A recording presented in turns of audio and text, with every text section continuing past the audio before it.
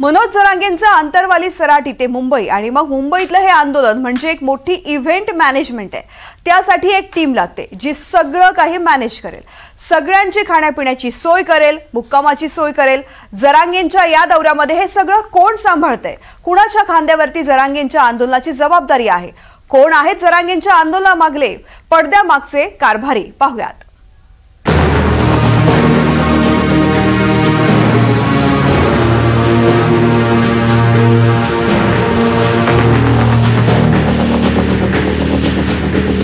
जरांगेंचं वादळ मुंबईकडे निघालंय। लाखोंचा लवाजमा, हजारो गाड्या, गावागावात बैठका, मजल दर मजल करत जरांगेंचा ताफा मुंबईच्या दिशेने सरकतोय। जरांगेंच्या या आंदोलनासाठी लागणार आहे ते चोख प्लॅनिंग। मुक्कामाची सोय कुठे, खाण्यापिण्याचा पुरवठा कसा करायचा, आरोग्याची काळजी कशी घ्यायची, अशी ही एक मोठी इव्हेंट मॅनेजमेंट। आणि यासाठी जरांगेंनी अष्टप्रधान मंडळ नेमलंय। श्रीराम कुरणकर हे जरांगेंचे विश्वासू सहकारी। शिवबा संघटनेच्या स्थापनेपासून जरांगेंच्या सोबत आहेत।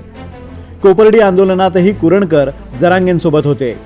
ते जरांगे पाटलांचे बालमित्र आहेत। कुरणकर यांच्यावर प्रशासकीय काम आणि मंत्र्यांशी संपर्काची जबाबदारी आहे। दुसरं नाव म्हणजे दादा घाडगे। दादा घाडगे हे जरांगेंचे सुरुवातीपासूनचे विश्वासू सहकारी आणि अगदी जवळचे मित्र। आंतरवाली गावातले ते तंटामुक्ती अध्यक्ष आहेत। संजय कटारे हे मराठा आरक्षण लढ्यातले सहकारी। गोदाकाठच्या 123 गावांशी संपर्काचं आणि नियोजनासंदर्भातल्या सगळ्या कामांची जबाबदारी कटारे यांच्या खांद्यावर आहे। रमेश काळे हे वडीकाळा गावचे सरपंच आहेत। काळे हे ओबीसी असूनही जरांगे पाटलांचे कट्टर सहकारी आहेत। अंगरक्षकाप्रमाणेच ते जरांगेंच्या सोबत राहतात। पांडुरंग तारक हे आंतरवाली सराटीचे सरपंच राहिलेत। प्रत्येक आंदोलनात ते जरांगेंच्या कायम सोबत राहिलेत। जरांगेंच्या सभांच्या आयोजनात तारक यांचा मोठा वाटा आहे।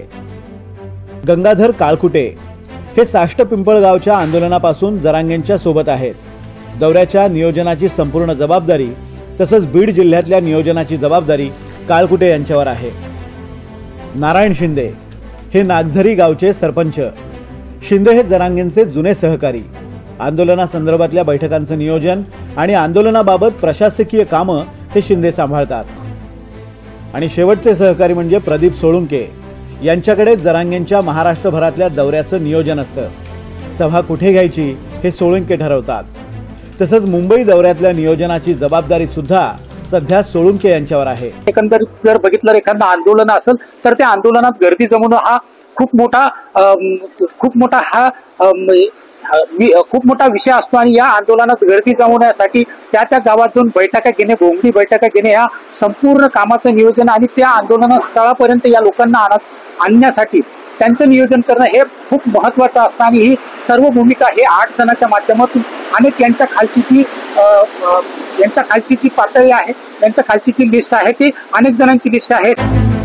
आंतरवाली सराटी ते मुंबई जवळपास 450 किलोमीटरचा हा प्रवास आहे आणि या प्रवासात अनेक टप्पे आहेत। एवढ्या गर्दीचा भार घेऊन चालायचं हे सोपं काम नव्हे। त्यासाठी जरांगेंच्या या कारभाऱ्यांनी दिवस रात्र मेहनत घेतली आहे। Bureau report, NDTV Marathi, Mumbai.